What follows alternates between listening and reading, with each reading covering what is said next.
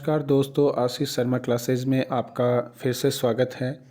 आज हम कार्यपत्रक संख्या 46 से लेकर 50 के बारे में अध्ययन करेंगे। कार्यपत्रक संख्या 46 जो है उसमें पहला प्रश्न है, दिए गए प्रत्यय उपसर्ग से नवीन शब्द बनाइए। जैसे पहला प्रश्न है ए धन चल अचल, इसी प्रकार ए धन सत्य असत्य, इसी प्रकार ए धन न्याय तो अन्याय, इसी प्रकार ए धन साधारण तो असाधारण।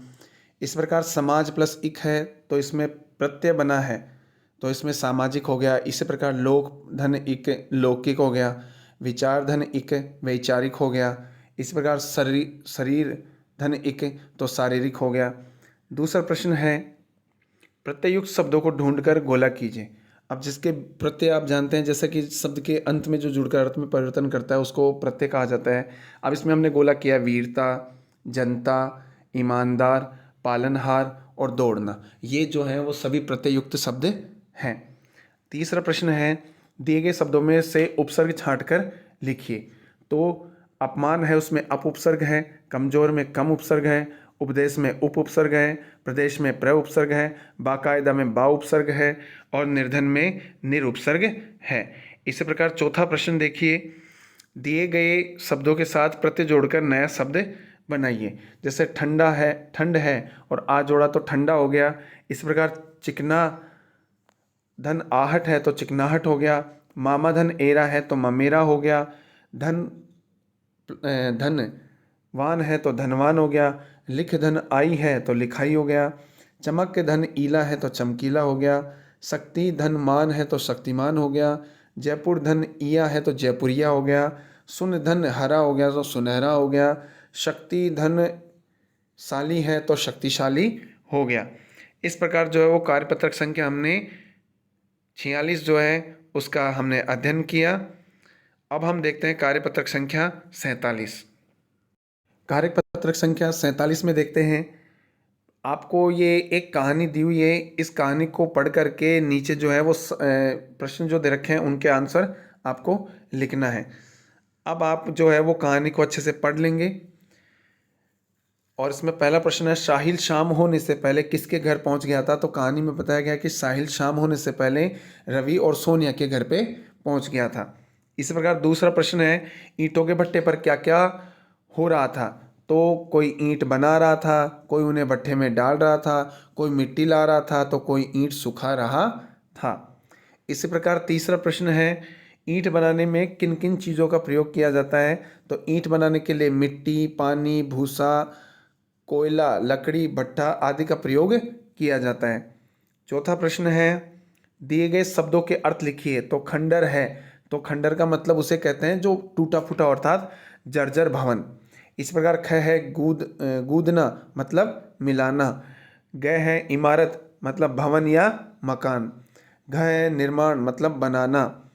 इसी प्रकार पांचवा प्रश्न है, ईंट बनाने की प्रक्रिया में हम मिट्टी का प्रयोग करते हैं, इससे पर्यावरण को नुकसान कैसे पहुंचता है अपने शब्दों में लिखिए। आप अपने शब्दों में लिख सकते हैं, हमने अपने शब्दों में लिखा है, ईंट बनाने के लिए यहाँ से मिट्टी ली जाती है जहाँ गड्ढे हो जाते हैं तथा ऊपर की उपजाऊ जो मिट्टी है वो समाप्त हो जाती है, खत्म हो जाती है तथा खेत खराब हो जाते हैं।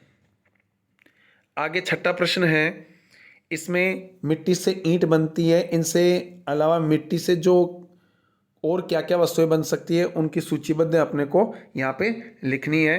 तो यहाँ पे हमने लिखा है, दीपक है, गमले हैं, मूर्ति है, बर्तन है, मकान है, मटके हैं, खिलौने हैं, सीमेंट है और टंकियाँ। तो इस प्रकार कार्यपत्रक संख्या जो है वो 47 भी जो है वो पूर्ण हुई। अब हम देखते हैं कार्यपत्रक संख्या 48। कार्यपत्रक संख्या 48 में देखते हैं, एक गद्यांश दे रखा है और उस गद्यांश को समझ करके अपने को प्रश्नों का उत्तर देना है।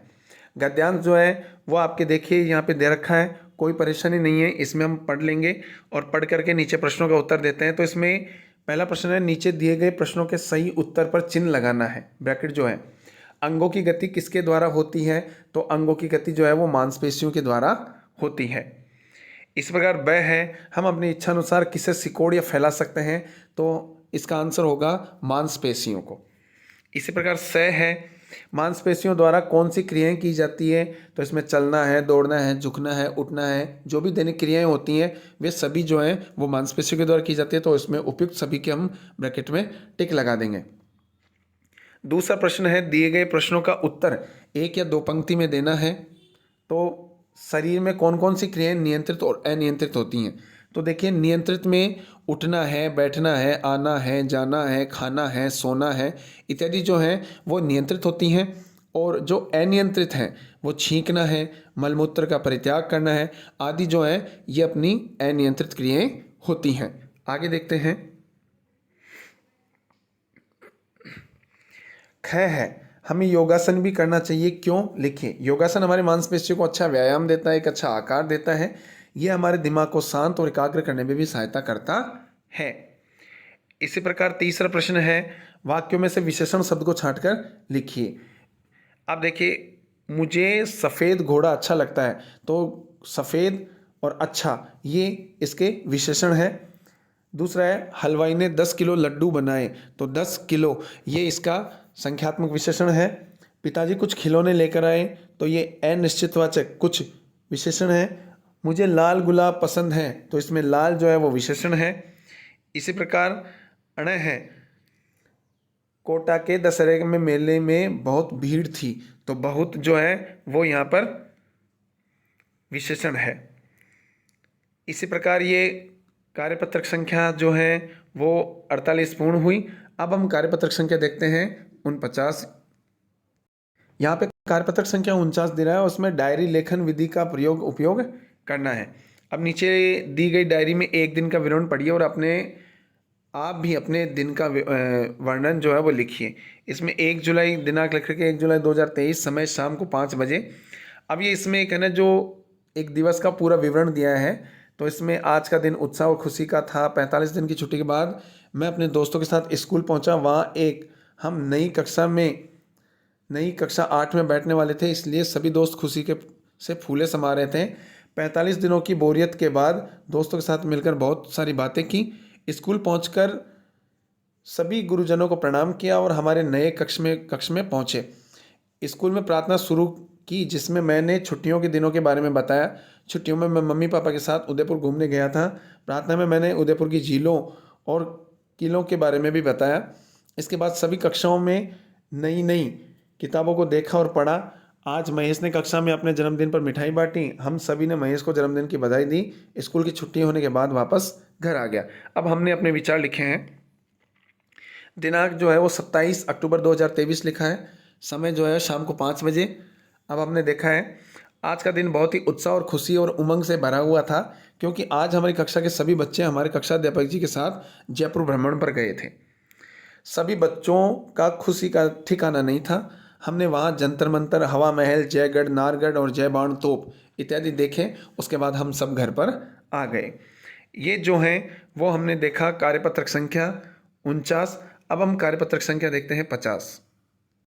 कार्यपत्रक संख्या जो है 50 में है। इसमें पोस्टर दिया हुआ है। नीचे दिए गए पोस्टर में को ध्यान से पढ़िए और पूछे गए प्रश्नों का उत्तर दीजिए। ये देखिए, जो पॉक्सो एक्ट है, जो बच्चियों पर जुल्म ढाते हैं, अत्याचार करते हैं, उनके बारे में यहाँ पे वर्णन किया गया है। तो इसमें जो है ये हम स्टिकर जो बने हुए हैं, जो एक चित्र बने हुए हैं, उनको देखते हैं। अब इसमें child protection POCSO act 2012, child helpline 1098 मतलब 1098 ये डायल हैं चाइल्ड प्रोटेक्शन। आपकी कक्षा में किसी भी साथी के साथ अन्य छात्रों द्वारा अनुचित व्यवहार किया जाता है तो आप किससे शिकायत करेंगे। तो इसमें हमने लिखा है हम अपने कक्षा अध्यापक या प्रधानाध्यापक जी से जो है वो शिकायत करेंगे। दूसरा प्रश्न है, यदि आपको मदद के लिए आपका साथी पुकारता है तो आप क्या करेंगे। जाहिर सी बात है, हम अपने अन्य साथियों के साथ उसका जाकर जरूर मदद करेंगे या सहायता करेंगे। हम अनुचित व्यवहार के खिलाफ किन किन की मदद ले सकते हैं। तो अनुचित व्यवहार खिलाफ का मतलब है कि आपके साथ कोई दुर्व्यवहार कर रहा है, तो उसके लिए हम अपने अध्यापक, अध्यापिका या प्रधानाध्यापक, माता पिता, पुलिस या चाइल्ड प्रोटेक्शन पॉक्सो एक्ट 2012 इत्यादि की मदद ले सकते हैं। चौथा प्रश्न है, चाइल्ड हेल्पलाइन के नंबर लिखिए। तो चाइल्ड हेल्पलाइन के नंबर जैसा कि आपको भी बताया कि 1098 मतलब 11098 ये चाइल्ड हेल्पलाइन नंबर है। अब आपके 50 तक कार्यपत्रक संख्या हो गई। आगे हम अगले वीडियो में पढ़ेंगे 51 से आगे कार्यपत्रकों की संख्या। तब तक के लिए हमारे वीडियो को देखते रहिए, सब्सक्राइब करना न भूलें और अपने मित्रों से भी शेयर करें। जय हिंद, जय भारत।